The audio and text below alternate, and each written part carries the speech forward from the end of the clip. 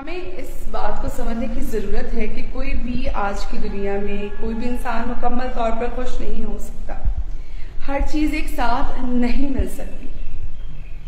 ये वाकया एक बीवी का वाकया है जिसकी शादी को 7 साल हो चुके थे, लेकिन वो अपनी शादी से, अपने हालात से कभी खुश नहीं थी।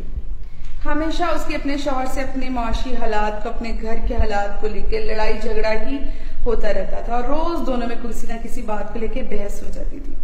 एक दिन उसके शौहर की भी बस हो गई। इसका शौहर जब नौकरी से वापस आया तो वो अपने शौहर से लड़ने झगड़ने लग गई कि तुम आज क्या कमा कर लेकर आए हो। तो उसने कहा कि इतना ले आया हूं कि हमारा आज का खाना पीना हो जाए, कल का अल्लाह अता कर देगा। और तो वो कहती है कि बस इतना ही कमाना, इसके आगे कुछ ना करना, तुम किसी काम के नहीं हो तुम।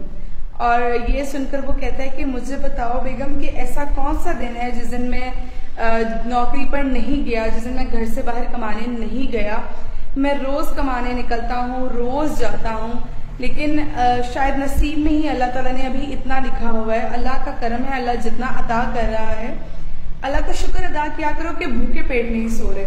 बच्चे भी खाना खा लेते हैं, तुम भी खा लेती हो, तो अभी जो है इसमें सब्र शुक्र करना सीखो।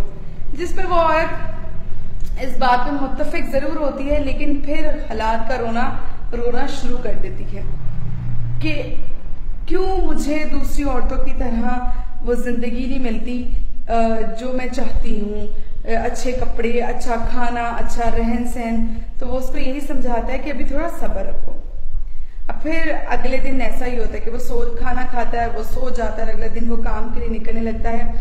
बेगम अपने शौहर से किसी चीज के लिए पैसे मांगती है और उसके पास वो पैसे नहीं होते, तो फिर लड़ाई झगड़ा शुरू हो जाता है उनके दरमियान में। और वो कहती है तुम्हारे पास तो कभी मेरे लिए पैसे हुए ही नहीं, जाओ। ये कह के वो उसे मतलब घर से भेज देती है, वो चला जाता है। और उसके जाते वो कहती है अल्लाह करे ये मर ही जाए, ये तो मुझे कुछ देने के काबिल ही नहीं है, तो ये अल्लाह करे मर ही जाए। इसके बाद वो घर के कामकाज करने में मसरूफ हो जाती है। कि दरवाजे पे दस्तक होती है और जब वो आवाज देके पूछती है कि कौन है, तो कोई कहता है कि क्या आप इम्तियाज की बीवी हैं? तो वो कहती है जी हाँ। तो वो बताते हैं कि इम्तियाज का बहुत बुरा एक्सीडेंट हुआ है और उसका इंतकाल हो गया। ये सुनकर उसके पैरों तले जमीन निकल जाती है और वो शौक के तहत बेहोश हो जाती है। और जब उसकी आंख खुलती है तो वो क्या देखती है कि 2 बच्चे उसके पास बैठ के मुसलसल रो रहे हैं कि मामा ये बाबा को क्या हुआ है, बाबा ये इतना खून क्यों निकल रहा है, बाबा को कोई दर्द क्यों नहीं महसूस हो रहा, बाबा आंखें क्यों नहीं खोल रहे। वो बच्चे इतना चीखो पुकार करते हैं कि ये फिर फूट फूट के रोने लगती है कि मैं तुम्हें क्या बताऊं कि बाबा को क्या हुआ है। वो दिल्ली में ये सोच रही होती है कि मैं अपने बच्चों को किस मुंह से बताऊं कि मेरी ही बद्दुआ से शायद मेरे शौहर का इंतकाल हो गया। बहुत नदामत होती है, बहुत शर्मिंदा होती है, लेकिन अभी वो हकीकत से मुकम्मल तौर पे वाकिफ नहीं होती। कुछ दिन गुजरते हैं और उनके घर में फाके शुरू हो जाते हैं। मालिक मकान आके दरवाजा खटखटाता है, राशन वाला खटखटाता है, बिल वाला खटखटाता है, और सब्जी वाला आके दरवाजा खटखटाता है उनका आकर। और वो सारे कहते हैं कि हमें हमारा उधार वापस करें। फिर उसको समझ आती है कि उसका शौहर किस तरह से उनके घर का खर्चा चला रहा था, किस तरह से, किस मुश्किल से वो इस घर का सिस्टम लेके चल रहा था। कुछ देर बाद मालिक मकान उसे घर से निकाल देते हैं और वो दरबदर हो जाती है।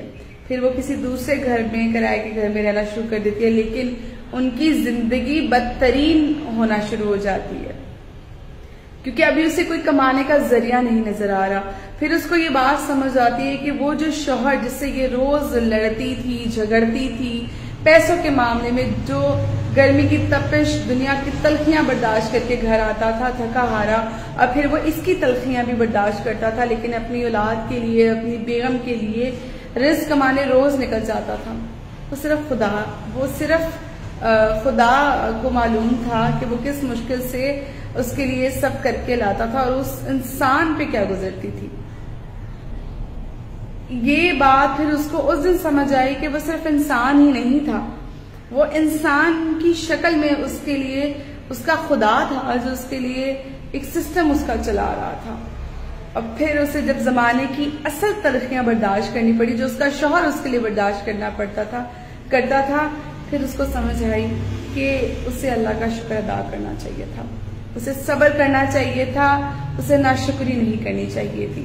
इसीलिए देर होने से पहले चीजों को समझें और अल्लाह की मसलियत को समझें और अल्लाह पर पूरा यकीन रखें। और मियाँ बीवी को चाहिए कि एक दूसरे जितने भी मुश्किल हालात हों एक दूसरे पे यकीन रख के एक दूसरे का साथ देकर चलें।